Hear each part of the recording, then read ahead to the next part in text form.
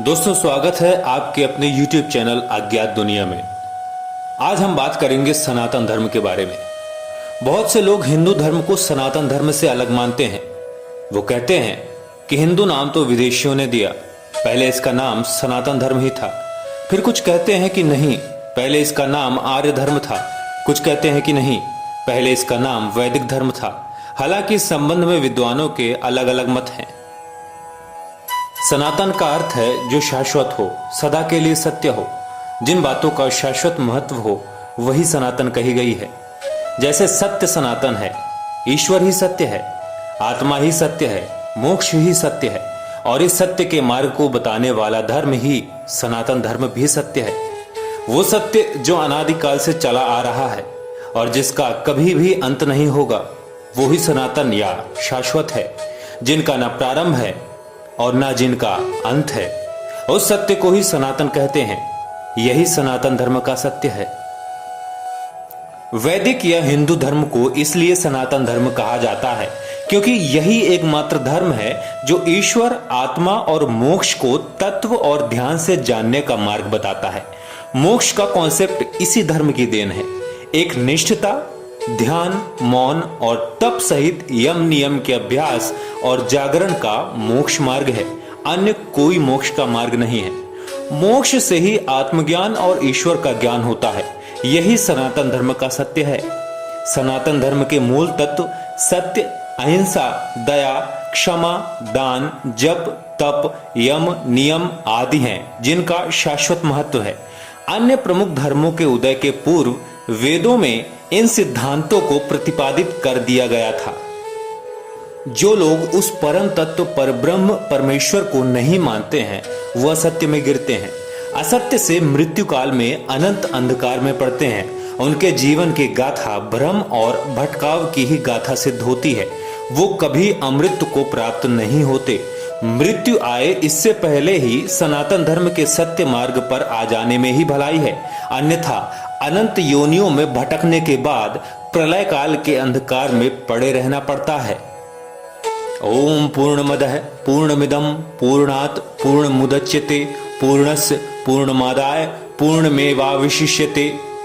अर्थात सत्य दो धातुओं से मिलकर बना है, सत और तत्। सत का अर्थ ये और तत् का अर्थ वो। दोनों ही सत्य हैं। अहम ब्रह्मास्मि और तत्वमसि, अर्थात मैं ही ब्रह्म हूं, तुम ही ब्रह्म हो। ये संपूर्ण जगत ब्रह्ममय है, ब्रह्म पूर्ण है। ये जगत भी पूर्ण है। पूर्ण जगत की उत्पत्ति पूर्ण ब्रह्म से हुई है। पूर्ण ब्रह्म से पूर्ण जगत की उत्पत्ति होने पर भी ब्रह्म की पूर्णता में कोई न्यूनता नहीं आती। वो शेष रूप में भी पूर्ण ही रहता है। यही सनातन सत्य है।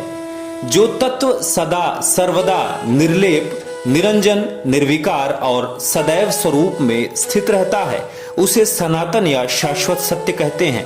वेदों का ब्रह्म और गीता का स्थित प्रज्ञ ही शाश्वत सत्य है। जड़, प्राण, मन, आत्मा और ब्रह्म शाश्वत सत्य की श्रेणी में आते हैं। सृष्टि व ईश्वर अनादि, अनंत, सनातन और सर्वविभु हैं।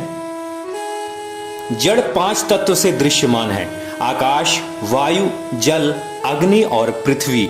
ये सभी शाश्वत सत्य की श्रेणी में आते हैं। ये अपना रूप बदलते रहते हैं किंतु समाप्त नहीं होते। प्राण की भी अपनी अवस्थाएं हैं। प्राण, अपान, समान और यम। उसी तरह आत्मा की अवस्थाएं हैं, जागृत, स्वप्न, सुसुप्ति और तुर्या।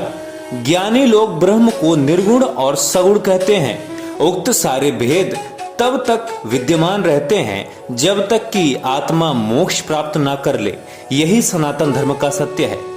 ब्रह्म महाआकाश है तो आत्मा घटाकाश। आत्मा का मोक्ष परायण हो जाना ही ब्रह्म में लीन हो जाना है। इसीलिए कहते हैं कि ब्रह्म सत्य है, जगत मिथ्या। यही सनातन सत्य है और इस शाश्वत सत्य को जानने या मानने वाला ही सनातनी कहलाता है। अब बात करते हैं हिंदुत्व की। ईरानी अर्थात पारस देश के पारसियों की धर्म पुस्तक अवेस्ता में हिंदू और आर्य शब्द का उल्लेख मिलता है। दूसरी ओर अन्य इतिहासकारों का मानना है कि चीनी यात्री हुएन सांग के समय में हिंदू शब्द की उत्पत्ति इंदु से हुई थी। इंदु शब्द चंद्रमा का पर्यायवाची है। भारतीय ज्योतिषीय गणना का आधार चंद्रमास ही है। अतः चीन के लोग भारतीयों को इंतु या हिंदू कहने लगे। कुछ विद्वान कहते हैं कि हिमालय से हिंदू शब्द की उत्पत्ति हुई है। हिंदू कुश पर्वत इसका उदाहरण है। हिंदू शब्द कोई अपभ्रंश नहीं है, अन्यथा सिंधु नदी को भी हिंदू नहीं कहा जाता। अब बात करते हैं आर्यत्व की। आर्य समाज के लोग इसे आर्य धर्म कहते हैं, जबकि आर्य किसी जाति या धर्म का नाम ना होकर इसका अर्थ सिर्फ श्रेष्ठ ही माना जाता है। अर्थात जो मन, वचन और कर्म से श्रेष्ठ हो वही आर्य है। बौद्ध धर्म के 4 आर्य सत्य का अर्थ 4 श्रेष्ठ सत्य ही होता है। बुद्ध कहते हैं कि उक्त श्रेष्ठ व शाश्वत सत्य को जानकर अष्टांगिक मार्ग का अनुसरण करना ही एस धम्मो सनातनो अर्थात यही है सनातन धर्म। इस प्रकार आर्य धर्म का अर्थ श्रेष्ठ समाज का धर्म ही होता है। प्राचीन भारत को आर्यावर्त भी कहा जाता था, जिसका तात्पर्य श्रेष्ठ जनों के निवास की भूमि था। आइए सनातन मार्ग को जानते हैं।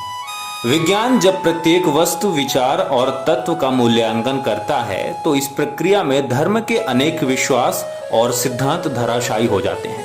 विज्ञान भी सनातन सत्य को पकड़ने में अभी तक कामयाब नहीं हुआ है, लेकिन वेदांत में उल्लेखित जिस सनातन सत्य की महिमा का वर्णन किया गया है, विज्ञान धीरे धीरे उससे सहमत होता नजर आ रहा है। हमारे ऋषि मुनियों ने ध्यान और मोक्ष की गहरी अवस्था में ब्रह्म, ब्रह्मांड और आत्मा के रहस्य को जानकर उसे स्पष्ट तौर पर व्यक्त किया था। वेदों में ही सर्वप्रथम ब्रह्म और ब्रह्मांड के रहस्य पर से पर्दा हटाकर मोक्ष की धारणा को प्रतिपादित कर उसके महत्व को समझाया गया था। मोक्ष के बगैर आत्मा की कोई गति नहीं, इसीलिए ऋषियों ने मोक्ष के मार्ग को ही सनातन मार्ग माना है। अब जानते हैं मोक्ष का मार्ग क्या है। धर्म, अर्थ, काम, मोक्ष में मोक्ष अंतिम लक्ष्य है। यम, नियम, अभ्यास और जागरण से ही मोक्ष मार्ग पुष्ट होता है। जन्म और मृत्यु मिथ्या है, जगत भ्रमपूर्ण है। ब्रह्म और मोक्ष ही सत्य है। मोक्ष से ही ब्रह्म हुआ जा सकता है। इसके अलावा स्वयं के अस्तित्व को कायम रखने का कोई उपाय नहीं है। ब्रह्म के प्रति ही समर्पित रहने वाले को ब्राह्मण और ब्रह्म को जानने वाले को ब्रह्मर्षि और ब्रह्म को जानकर ब्रह्ममय हो जाने वाले को ही ब्रह्मलीन कहते हैं। मित्रों, सनातन धर्म के सत्य को जन्म देने वाले अलग अलग काल में अनेक ऋषि हुए हैं। उक्त ऋषियों को दृष्टा कहा जाता है, अर्थात जिन्होंने सत्य को जैसा देखा वैसा कहा। इसीलिए सभी ऋषियों की बातों में एक रूपता है। जो उक्त ऋषियों की बातों को नहीं समझ पाते वही उसमें भेद करते हैं। भेद भाषाओं में होता है, अनुवादकों में होता है, संस्कृतियों में होता है, परंपराओं में होता है, सिद्धांतों में होता है, लेकिन सत्य में नहीं। वेद कहते हैं ईश्वर अजन्मा है, उसे जन्म लेने की आवश्यकता नहीं, उसने कभी जन्म लिया ही नहीं और वो कभी जन्म नहीं लेगा। ईश्वर तो एक ही है, लेकिन देवी देवता या भगवान अनेक हैं। उस एक को छोड़कर उक्त अनेक के आधार पर नियम, पूजा, तीर्थ आदि कर्मकांड को सनातन धर्म का अंग नहीं माना जाता। यही सनातन सत्य है। साथियों, आज की ये वीडियो बेहद खास विषय पर थी। आपको अगर इसमें कुछ त्रुटि या आप कुछ अपने से बताना चाहते हैं तो हमें कमेंट करके बताएं और हमारे चैनल को सब्सक्राइब कर दें, वीडियो को शेयर करें ताकि आपका हमें सपोर्ट मिलता रहे। बहुत बहुत धन्यवाद आप सभी का।